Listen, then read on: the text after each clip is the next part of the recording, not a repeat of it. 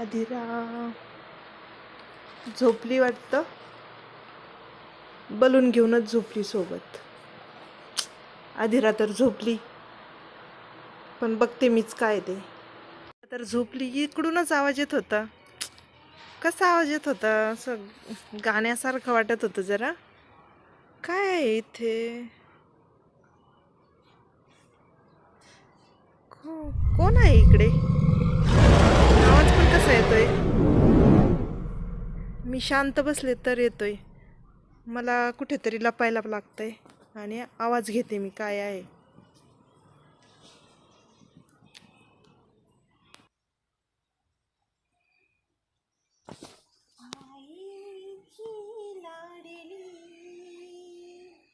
बाबाची सोनपरी, आईची लाडली, बाबाची सोनपरी,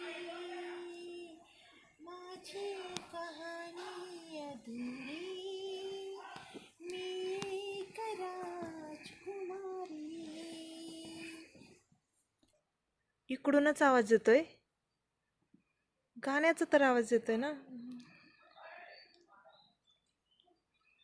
ऐकते अजून.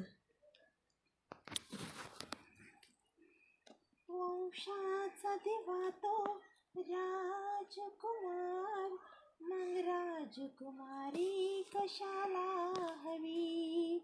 मुलीच्या हक्काची, मुलीच्या प्रेमाची, देवा बनव दुनिया नवी.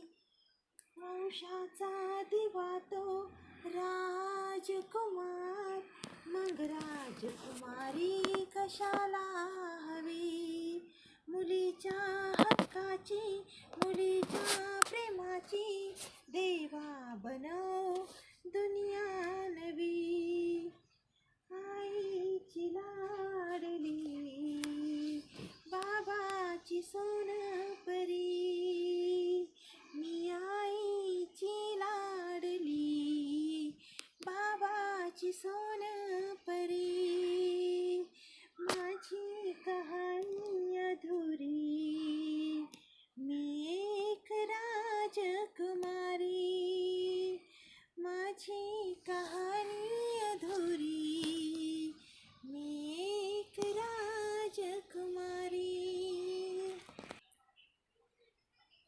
या आवाजात तर खूप दुःख वाटतंय, पण काही लक्षात आहे नाही. अधिरा पण झोपली आहे, मी पण एकटीच आहे, इकडे कोणीच नाही आहे.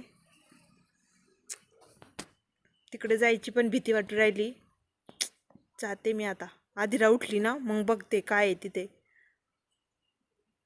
रात्री पण असाच आवाज येत होता, आता पण येतोय. कोण म्हणत असेल असे गाणे काय माहिती, पण गाण्यात तर खूप दुःख वाटतंय. बघावंच लागन. चला बघते. अधिरा उठली की बघतेच आता. अधिरा तुला झोका देते, पण एक आहे, त्या आवाजात दुःख होतं, पण असं वाटत होतं ती कोणाची तरी एक लाडकी मुलगीच असावी.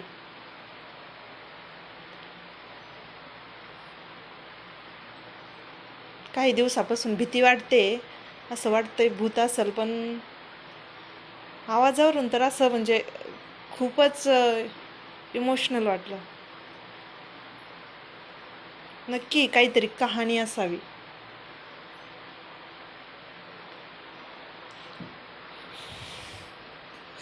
झोपली वाटतं अधिरा, खूप गोड झोपली आहे.